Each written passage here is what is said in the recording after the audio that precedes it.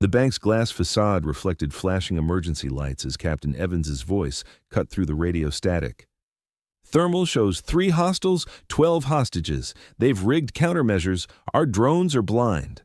A young tech commander nodded briskly, adjusting his headset without looking at the older man standing just outside the perimeter tape.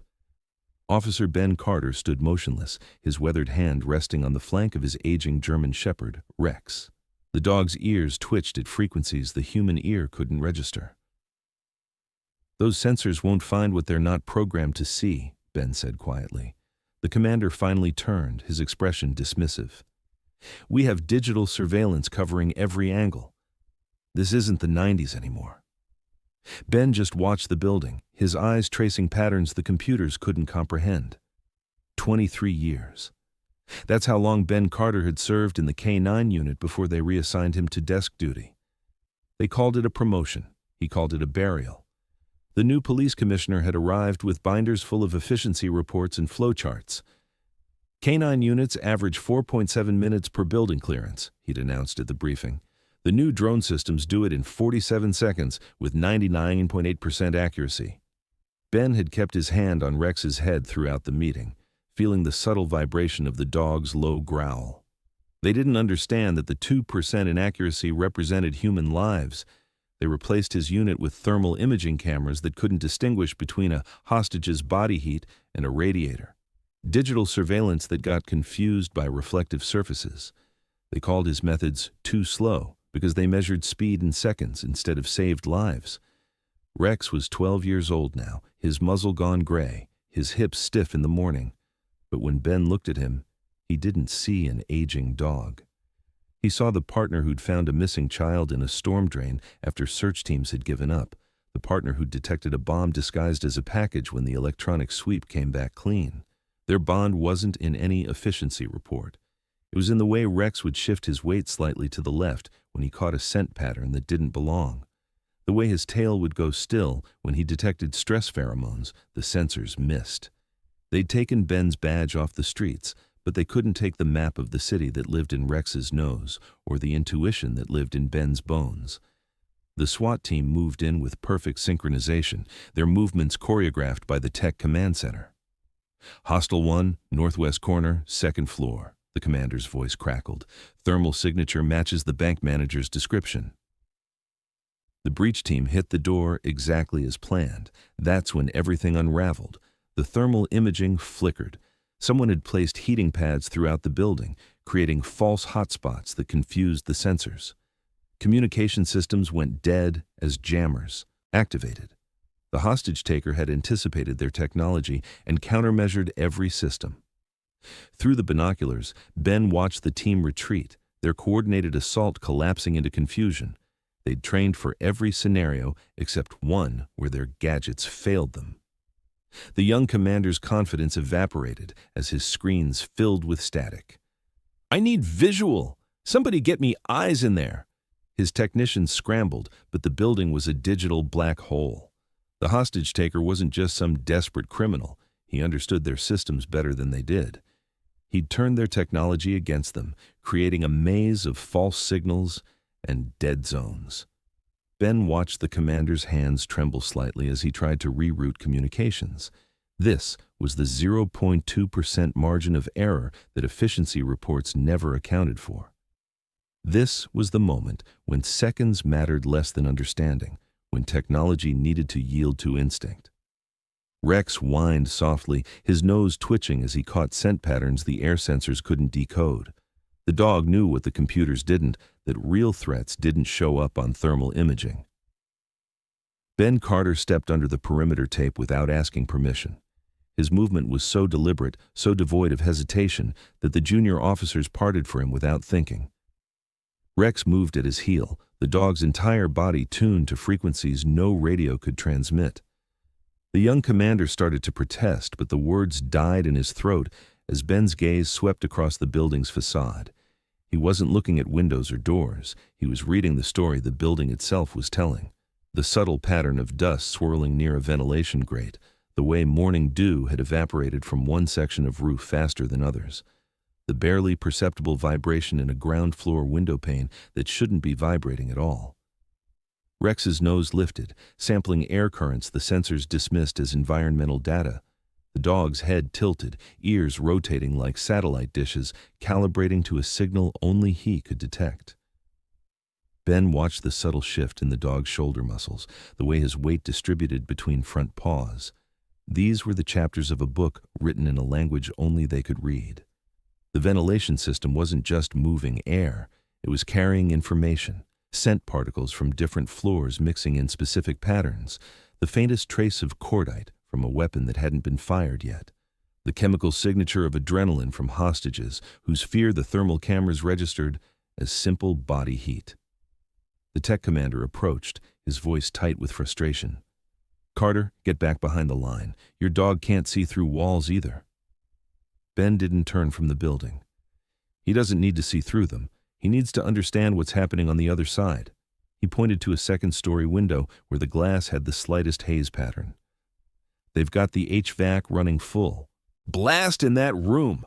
Not for temperature control, for noise coverage. Your audio sensors are picking up white noise they're generating to mask conversations."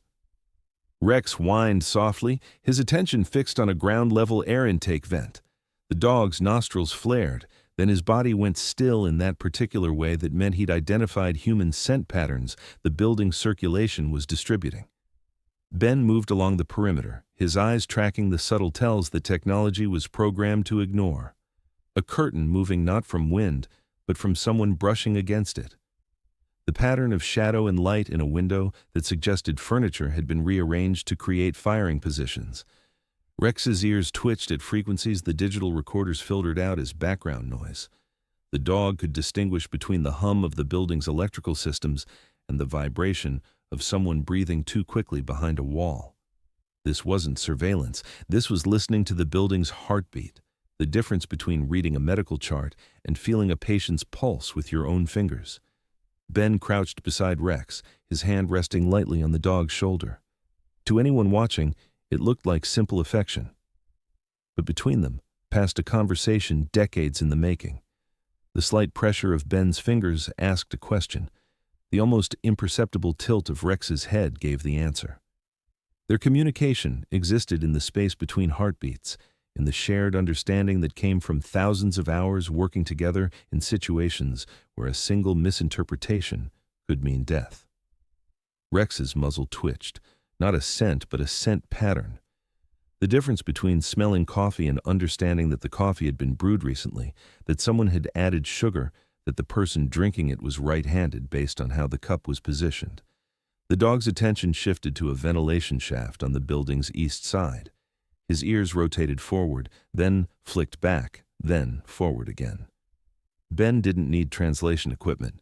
That particular ear movement meant Rex was tracking multiple sound sources converging from different directions. The hostage taker was moving, and he wasn't alone. The thermal imaging showed 3 heat signatures, but Rex's hearing was detecting 4 distinct breathing patterns, each with their own rhythm and depth. One hostage was hyperventilating, another was breathing slow and shallow, possibly injured or unconscious. The hostage-taker's respiration showed the controlled pattern of someone using breathing techniques to manage stress, and there was a 4th, much fainter pattern from somewhere the thermal couldn't penetrate.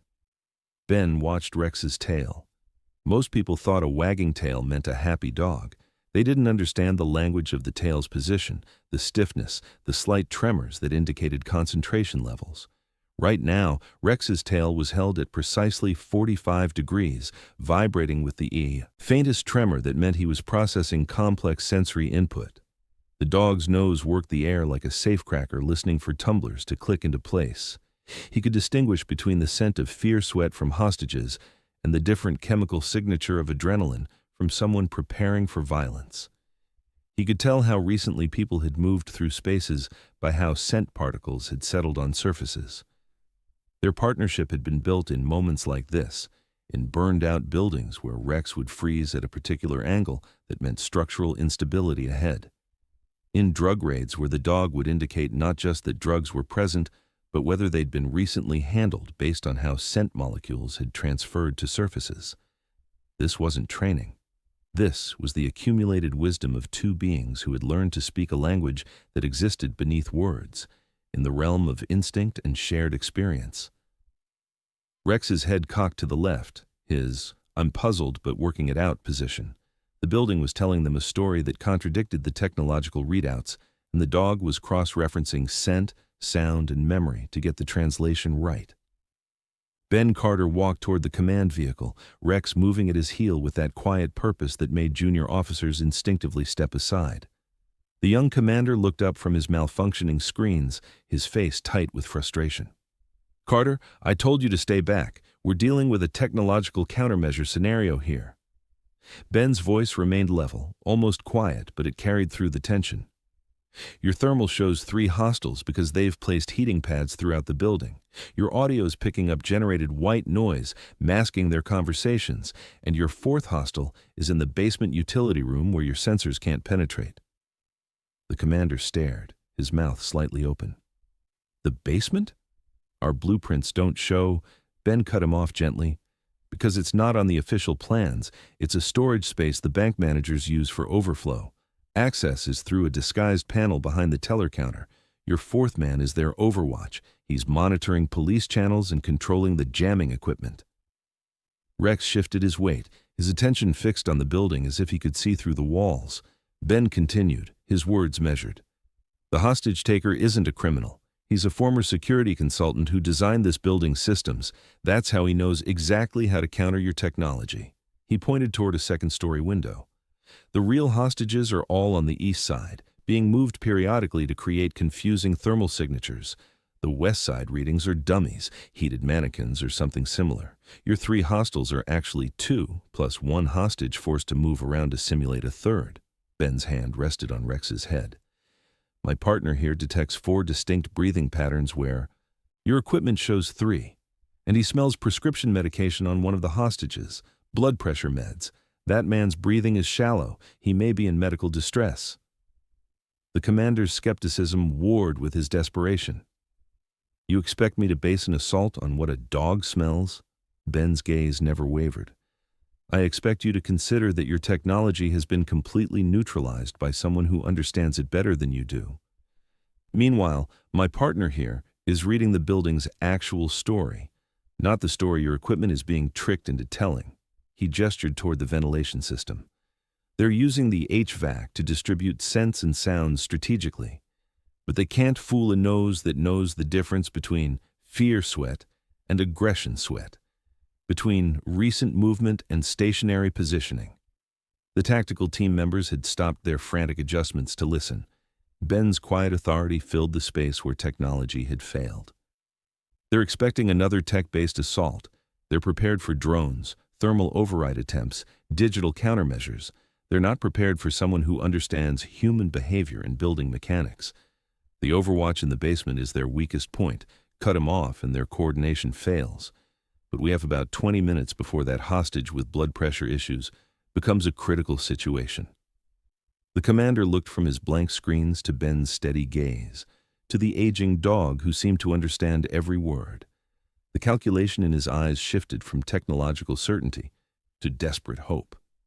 The commander's radio crackled to life with the chief's voice, cutting through the tension. "Stand down all tech approaches. Carter, you have authorization. What's your play?"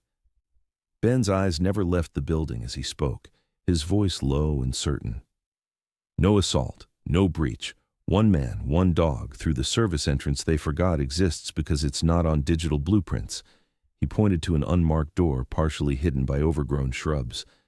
"Their overwatch can't monitor it from the basement. Rex indicates minimal scent traffic there. They've overlooked it completely." Ben moved with a quiet efficiency that made the SWAT team's earlier efforts seem clumsy by comparison. No tactical gear, no flashbangs, no repelling lines. Just a man and his dog approaching a door that shouldn't matter. Rex's nose worked the air, his body language communicating everything Ben needed to know. 2 hostiles on the main floor, 1 in basement overwatch, hostages clustered in the east vault. The dog's ears flicked toward a ventilation grate, then back to Ben. Message received. The overwatch was distracted, monitoring police channels instead of his own perimeter. Inside, the movement was so silent, it seemed to absorb sound rather than create it. Ben followed Rex's subtle cues. A slight pause here, a head tilt there, the barely perceptible tension in the dog's shoulders that indicated danger proximity. They found the overwatch first, a man so focused on his jamming equipment that he never heard the soft click of the door closing behind him. Rex's low growl was barely audible, but the man froze completely, understanding immediately that technology had failed where instinct had succeeded. Upstairs, the main hostage-taker stood confident before his thermal displays, watching false heat signatures dance across his monitors. He never noticed the aging German shepherd until Rex was already beside him, not barking, not attacking, just standing there with that calm certainty that communicated more threat than any weapon could. Ben spoke from the doorway, his voice quiet but absolute. "Your overwatch is contained. Your jamming is offline. And my partner here has identified which of your hostages needs medical attention immediately." The man's hands slowly rose, his technological advantage rendered meaningless by simple, silent competence. The surrender happened without a single shot fired. Paramedics reached the hypertensive hostage within 90 seconds. The young commander watched in stunned silence as Ben and Rex emerged from the building, the hostage-taker walking calmly ahead of them with his hands behind his head. All the technology, all the planning, all the tactical superiority, none of it had been necessary. Just one man who understood his partner and a dog who could read the truth that sensors couldn't detect. The commander approached slowly, his earlier arrogance replaced by something like reverence. "How did you know about the service entrance? It's not on any of our schematics." Ben's hand rested on Rex's head. "Because we walked this beat for 15 years. We know which doors get used by janitors after hours, which windows stick in the rain, which vents carry sound from one room to another. Your technology shows you what's supposed to be there. He shows me what actually is there." Rex leaned against Ben's leg, his work done, his message delivered. The quiet professionalism that had been deemed obsolete had just resolved a crisis that technology couldn't solve. If this story of quiet understanding between partners moved you, please share it with someone who values wisdom over gadgets and subscribe for more tales of unassuming mastery. The police chief's voice carried across the gathered press and personnel, not with ceremony, but with a profound, weary respect. Today was not won by the fastest technology or the newest protocol. It was resolved by a kind of knowing that cannot be downloaded or installed. It is earned. His gaze found Ben, who stood slightly apart from the crowd, his hand resting on Rex's broad head. There were no medals, no public handshake, just a slow, deep nod of acknowledgement from one professional to another. The vindication was total and absolute, communicated in the silence between men who understood the weight of the thing they'd just witnessed. The young commander approached him later, his earlier arrogance replaced by a humbled, searching expression. "I owe you an apology and a question. How do I learn to see what you see?" Ben looked at the man, not with judgment, but with a quiet, lethal patience. "You don't learn it from a manual. You earn it by walking the same street in the rain and in the sun until you know which windows are usually dark and which ones are never lit. You learn it by trusting a partner who speaks a language without words. Technology gives you data. Experience gives you the story behind the numbers." He did not return to a desk. The next morning, Ben Carter and Rex reported for duty as they always had, the familiar harness and leash in place. But the atmosphere around the precinct had shifted. The younger officers watched them now with a new kind of attention, not seeing an obsolete relic, but a living library of the city's secrets. They moved through the streets with the same quiet purpose, but the dismissal was gone, replaced by a silent, growing respect for the deep map of intuition and trust that no algorithm could ever replicate. The final image was not of a hero celebrated, but of a man and his dog walking away from the station at shift's end, their silhouettes outlined against the setting sun. Their pace was measured, their bond a silent conversation. They turned a corner and were gone, leaving behind the noise of radios and sirens. Two professionals returning to the quiet world they understood best, their value no longer needing to be proven, only respected. If this story of quiet valor moved you, please like this video, share it with someone who needs to hear it, and subscribe for more stories of unassuming heroes. Your support helps us continue to honor their legacy.